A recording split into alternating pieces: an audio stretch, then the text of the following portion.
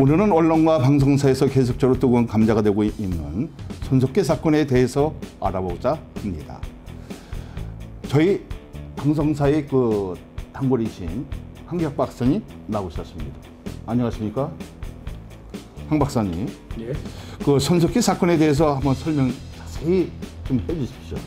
예, 지금 말씀드렸다시피 손석희 사장의 사건이 인터넷과 온 뉴스와 모든 언론 지상에 뜨거운 감자가 되고 있는 것이 사실입니다. 그것은 그만큼 손석희 사장이 지금 사회자의 말씀대로 손석희 사장의 사건이 인터넷과 지상파 방송과 또 지상 언론에 뜨거운 감자가 되고 있는 것이 사실입니다. 이렇게 될 수밖에 없었던 것은 손석희 사장이 차지하는 위치와 영향력이 그만큼 강하기 때문에 그럴 것입니다. 특별히 박근혜 대통령 하야 때 가장 영향력 있게 작용한 분이기도 할 것입니다. 그러나 이번에 손석희 사장이 여러 가지 사건으로 인해서 정말 아나운서 이후 또 앵커 이후 가장 큰 어려움을 당하고 있는 것이 사실입니다. 먼저 법적으로는 뺑소니 사건, 또 폭행 사건, 또 윤리적으로는 여성 동승자 사건이 있습니다. 또 하나 또 법적으로는 배임 행위 미수 사건이 있어서 오늘 한번 여러 가지 토론이 되리라 생각이 듭니다. 황 박사님, 예. 그 손석희 그 사건에서 그 법적인 문제가 되고 있는 사안은 없나요? 예, 지금 제가 얘기한 대로 법적인 문제가 뺑소니, 폭행이 있습니다. 먼저 뺑소니 사건에 대해서 알아보면요. 2017년 4월 16일 손석희 사장이 과천 장로교회죠. 그 앞에 있는 주차장에서 차를 뒤로 후진하다가 레카차에 대해서 접촉사고를 내고 있습니다. 그런데 손석희 사장이 이를 몰랐는지 무시했는지 일방적으로 갔습니다. 그러자 레카차 운전수가 자기 동료들과 함께 전화를 해서 따라갔습니다. 따라가서 한 친구가 내려서 트렁크를 두들겼습니다. 스톱하라고. 그러나 손석희 사장은 이를 무시하고 다시 갔습니다. 그러자 이 레카차와 그 친구들이 계속 추적을 했습니다. 어쩔 수 없이 신호등에 쓰게 되니까 또 손석희 사장을 가서 따졌습니다. 그러자 손석희 사장인 것을 이들이 알고 오히려 더 조심을 했습니다. 그런 다음에 손석희 사장이 그 다음 날 통장으로 150만 원 이제 계좌 이체를 해줬습니다. 여기서 이제 잘 원만하게 타협이 됐는데요. 그럼 이제 과연 이제 뺑소니를 쳤다고 하는데 이것이 이제 법적으로 하자가 있는지 이것이 이제 법리적 검토가 좀 필요한데요. 사실상 지금으로서는 양측이 원만한 합의가 이루어졌고 그런데다가 또 손석희 사장이 접촉사고라 잘 몰랐다 이렇게 또 얘기하고 있기 때문에 여기에 대한 어떤 형사처벌이라든가 뭐 벌금이라든가 이런 것들은 상당히 좀 어려운 상황입니다. 그래서 뺑소니 문제는 단지 그 두들겼음에도 트렁크와 또 창문을 두들겼음에도 불구하고 손석희 사장이 그냥 간 것에 대한 이제 문제는 있습니다. 또 손석희 사장은 300m를 갔다고 하는데 이들에 얘기하면 레카 운전사에 의하면 3.1km를 달려갔다고 합니다. 사실상 어떻게 보면 그들의 말에 의하면 도망을 간 것입니다. 도망을 갔기 때문에 어쩔 수 없이 이제 윤리적 문제가 있지 않나 생각 들고요. 원만한 합의가 이루어졌기 때문에 법리적 문제는 좀 없다고 생각합니다. 자, 그러면 이것을 왜 이게 충분히 저기 경찰도 부를 수 있고 네. 다 부를 수 있는 이런 일인데 왜 거기서 이렇게 통장으로 입금을 했을까요? 예. 처음에 손석희 사장은 이들이 막 차가 달려가는데 두들기니까 그래도 그냥 갔습니다. 근데 자기는 뭐 울퉁불퉁해서 길이 두드리는 걸 몰랐다 이렇게 얘기하고 있는데요. 그거는 손석희 사장이 거짓말을 하고 있지 않나 저는 이렇게 생각을 하고 있고요. 그리고 이제 좀 전에 말씀드린 대로 처음에는 손석희 사장도 이들이 협박을 했다. 예, 쫓아와가지고 굉장히 협박을 해서 어쩔 수 없이 이렇게 돈을 준 것처럼 이렇게 했는데요. 근데 만약에 그들이 협박을 했거나 먼저 했더라면은 경찰에 신고하면은 되지 않았나 이렇게 생각이 들었고요. 근데 어쨌든 이제 150만 원은 돈이 흘러갔기 때문에 손석희 사장이 자기가 불리하다고 생각해서 또 유명인이기 때문에 그래서 이제 돈을 주지 않았나 이렇게 생각이 듭니다. 저희들 같으면은 이제 보편적으로 이제 뭐 저기 그거 뭐 법적으로 네. 저기 이상이 없다면 그거를 보험 처리를 하든지 아니면 경찰을 불러서 이렇게 했으면 더 이렇게 깔끔하게 그 해결될 수 있는 그 문제였는데 왜 그렇게까지 그 저기 윤리적으로 도덕적으로 또 그 사회적으로 이게 굉장히 어쩌면은 저기 막 그 이제 믿을 수 없는 그리고 그렇게 신뢰했던 그 일들이 하나씩 그 무너질 수 있는 이런 그 계기가 되지 않았나 이렇게. 네, 사실상 그때만 해도 그 박근혜 대통령 탄핵 사건 그 시점이고 또 세월호 사건이 계속 대두되고 있었기 때문에 간첩이 아니고서는 손석희라는 사람을 모르는 사람이 없을 정도입니다. 그래서 천에 하나 만에 하나 이것이 이제 경찰을 부르거나 또 입건되고 이렇게 되면 자기가 알려지게 되니까 더 어려움이 있다고 판단해서 빨리 좀 그들이 처음엔 200만 원을 불렀다고 그러더라고요. 그래서 50만 원을 깎아서 이제 150만 원에 빨리 일을 끝내고자 했던 것입니다.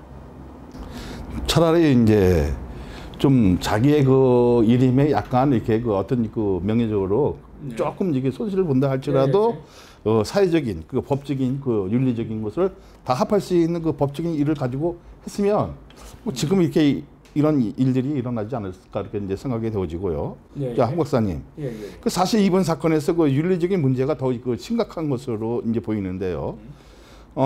여기서 대해서 이제 설명해 주시고 그 동승자가 있었어요. 예, 예. 근데 뭐 손석희 사장은 뭐 이제 자기 그 부모님이시다, 어머니시다. 그리고 네카 저기 기사는 젊은 30대였다. 예, 예. 그러면 여기 대해서는 이걸 어떻게 좀 이게 생각이 되십니까? 예, 예. 이게 이제 손석희 사장이 이제 여기 보면 그 이제 일관성 없는 얘기를 하고 있는데 실제로는 그 사람의 어쨌든 그 과거 전력이나 이런 거 보면 또 일관성이 있습니다. 그 일관성이 있다는 것은 9년 전에 오토바이 그 사고가 났었죠. 한 이제 오토바이 이걸 또 치고 또 그냥 또 달아놨다가 오토바이 사람이 쫓아와서 타협을 했는데 그때 30만 원에 이제 접촉사고가 있었겠죠. 그리고 타협을 했는데 또 이 사람이 그 당시에서도 또 그 뒤에 동승한 여자가 있었다. 이렇게 이제 제보를 좀 해왔습니다. 근데 이번에는 오토바이가 아니라 트럭의 레카차입니다. 레카차를 어쨌든 접촉사고 또 이번에도 이제 또 이제 달아난 거죠. 달아났는데 그거를 돈을 주고 해결한 것이 똑같고요. 또 트럭 운전사도 30대에 여자가 있었다.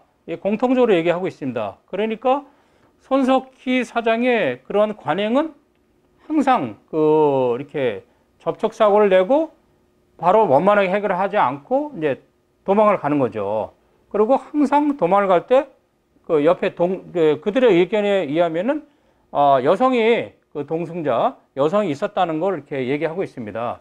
그리고 한편으로 손석희라는 사람을 대한민국에서 모르는 사람이 없기 때문에 어쨌든 누구한테든지 걸리면은 다 뒤에 뭐 여성이 있었다는 것을 만약에 알려지게 된다면은 보통 문제가 아니기 때문에 일단은 그냥 무시하고 가지 않았나 이렇게 생각을 하고 있습니다. 황 박사님. 네. 그 기자 폭행 그 사건은 그 법적인 문제가 되는지 이게 궁금합니다. 네, 예. 그러니까 김용 기자가 며칠 전에 그 C 채널 A에 나와서 직접 기자와 인터뷰한 거 보면은 손석희 사장이 주먹으로 2대를 얼굴을 가격했고 또 한 대는 이제 또 어깨를 이렇게 가격했고 그래서 자기가 병원에 가서 삼지에 진단을 떴다 이렇게 이제 말하고 있는데요. 그런데 여기서 이제 손석희 사장이 폭행했죠. 그러니까 그 김은 기자가 폭행했죠 이렇게 얘기하니까 아팠냐 이렇게 계속 묻습니다. 근데 여기에서는 뭐 이렇게 아팠다 죽을 것 같았다 이렇게 얘기는 하지 않고요.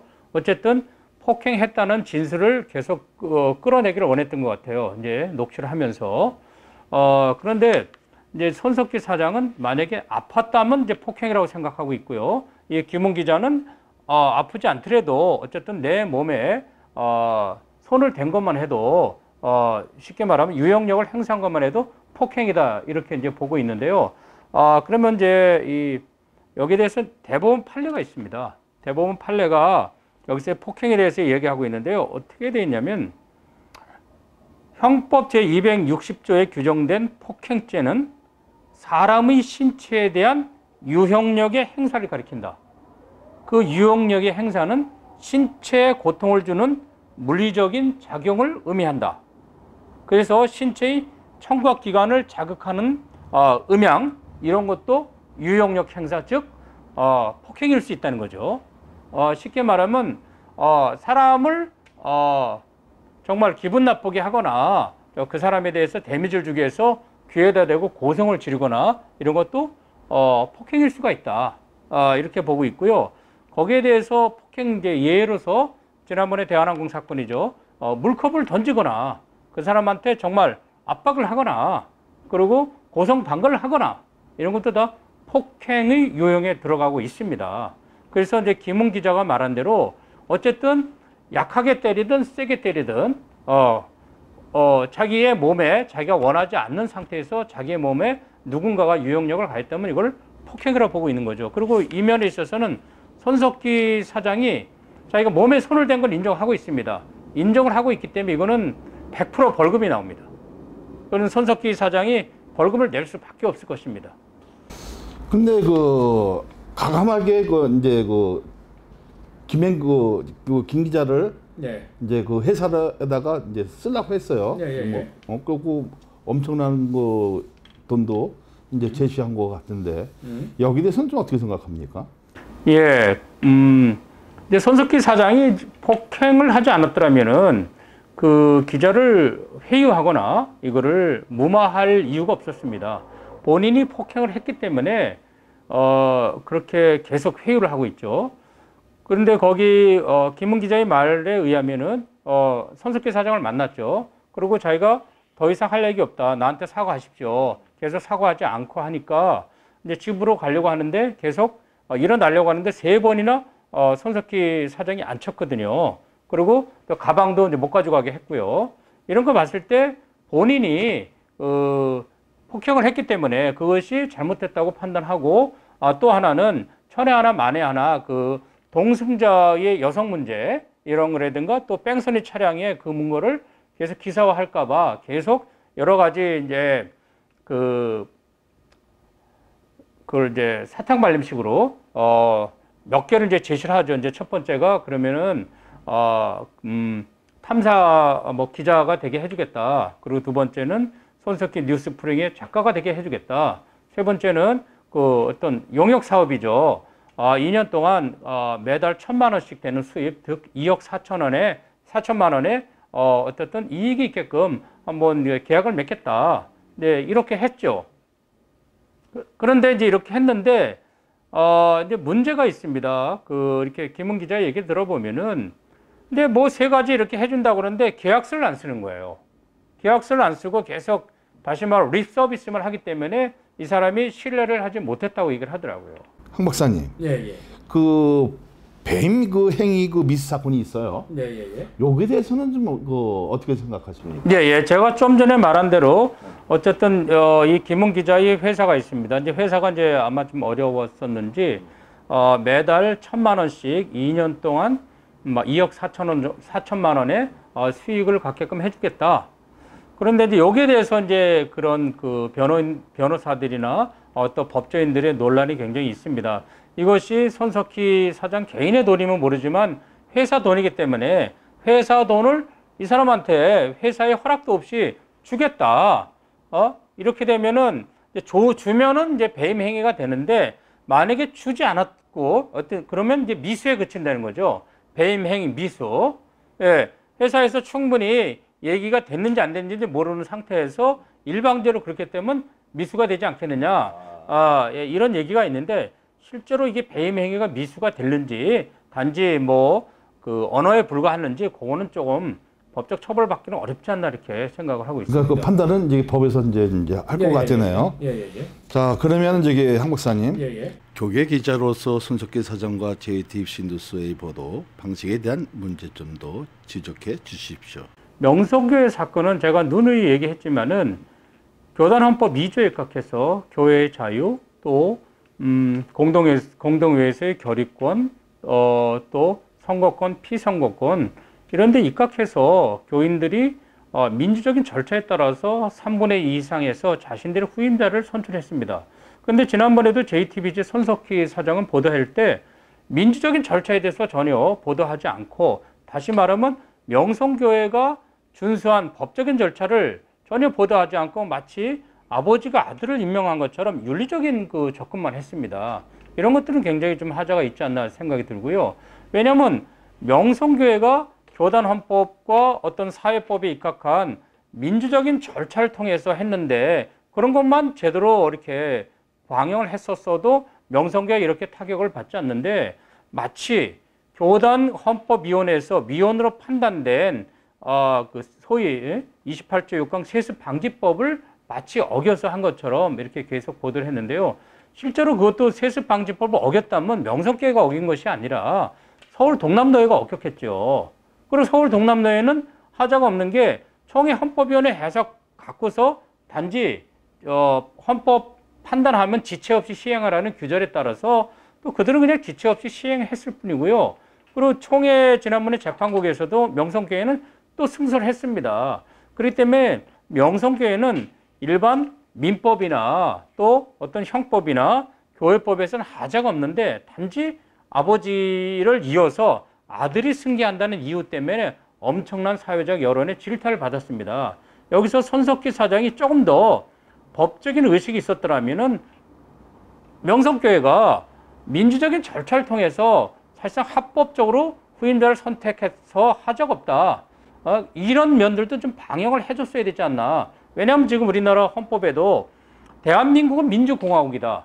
민주공화국이라는 것은 선거권, 피선거권에 있어서 정말 비밀투표, 무기명 비밀투표에 의해서 합법적으로 선출하는 것이거든요. 그러면 명성교회가 민주공화국의 교회답게서 또 교단의 헌법에 교회의 자유가 있으니까 합법적으로 선출했는데, 이거 갖고 JTBC가 8번이나 계속 명성교회가 마치 세습된 것처럼 한 거는 손석희 사장이 그 윤리적 의식은 접근만 하고 교회법적 접근 전혀 하지 않았다고 이렇게 생각이 듭니다. 한 목사님, 예. 이제 마지막으로 이렇게 그 하고 싶은 얘기 있으면 해주십시오. 지금 뭐 이제까지 뭐 JTBC가 굉장히 잘해왔죠. 한국의 사실상 그 뉴스 여론의 정서를 이렇게 끌어왔는데, 지금에 와서 이제 JTBC가 그 허위 사실 보도했다는 것이 계속 드러나고 있습니다. 특히 이제 타블렛 그 사건에 있어서도 또 여러 가지 또 이제 보수 우파에 대해서는 굉장히 허위 사실이 있었다고 그런 것들이 좀 많이 나오고 있고요. 이제 저희는 이제 교회법 학자이기 때문에 교회 사건을 다뤘을 때 최근에 명성교회와 서울교회 사건을 다루는데 손석희 사장이 굉장히 사실에 접근하지 않았다. 그 예를 들면 이제 명성교회 사건 다뤘을 때도 마치 광성교회가 세습을 담보해 주는 조건으로 그 혈리 그 수돈을 기도원을 좀 굉장히 이제 비싸게 팔았다. 뭐 이런 얘기도 했고, 또 마침 뭐 그 1,000억 그 비자금 사건이 대물림된 것처럼 그런 또 이제 그 어떤 이제 특정 목사를 세워서 계속 그분의 말에 의해서 JTBC가 움직여간 거, 이쪽 반론 보도는 약하고요. 사실상 교회법적인 부분과 어쨌든 사실에 대한 부분을 굉장히 많이 간과한 그런 보도를 했다고 생각이 들어요.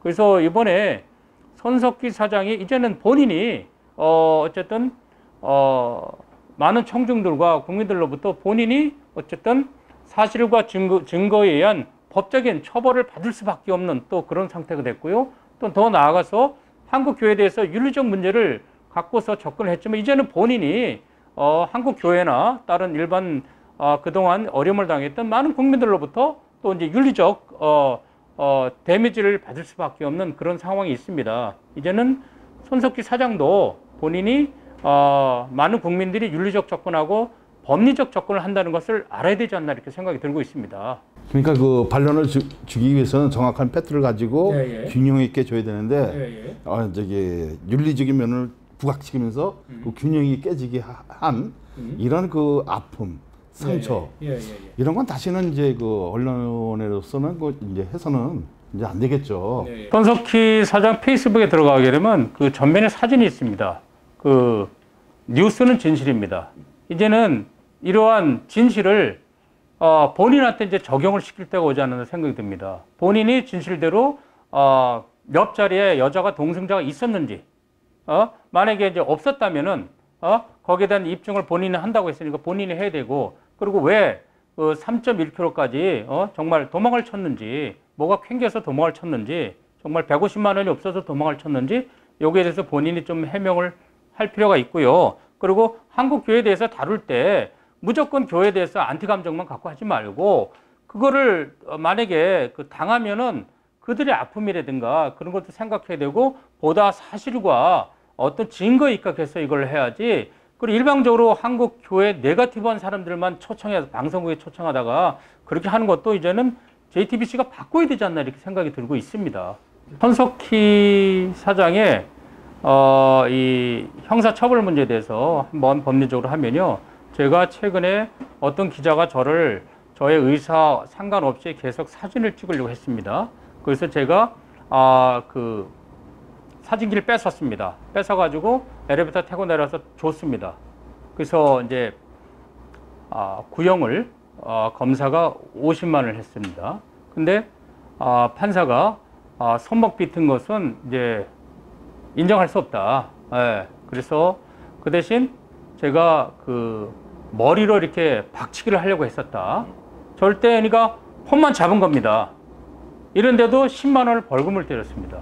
그러니까 신체에 접근하지 않고 신용만 했는데도 저한테 이것도 유형력의 행사로 해서 벌금을 때렸어요. 물론 제가 항소했습니다. 왜냐하면 귀책사유, 저의 의사에 상관없이 일방적으로 초상권을 침해하려고 하기 때문에 저는 정당 방위로서 계속 한다면 머리로 박을 수 있다는 뭐 이런 표시를 했는데 이것이 벌금이 나왔습니다. 이것도 벌금이 나오는데 손석희 사장이 정말 어깨를 한 대 치고 뺨을 두들겼던 뭐 가격을 했던 뭐 했던 남의 신체에 그 어떤 유형력을 행사한 것은 이거는 벌금이 나옵니다. 이렇게 벌금이 나오게 된다면 과연 앵커를 할 수 있는지 그것도 의문입니다. 감사합니다. 예. 오늘 이 자리를 통해서 시청자들에게 말하는 진실과 언론의 정의는 과연 무엇인가를 깊이 생각하게 되었습니다. 공정한 신뢰를 쌓을 수 있도록 작은 것 하나라도 놓쳐서는 안 된다는 것을 기억해야 할 것입니다. 윤리적 가치도 너무도 중요하지만 법적인 그 접근이 바르게 해석되어질 때 국민의 권리를 찾아주는 것이 언론의 역할이 아닐까 생각하며 정문일책 오늘 여기서 마치겠습니다. 감사합니다.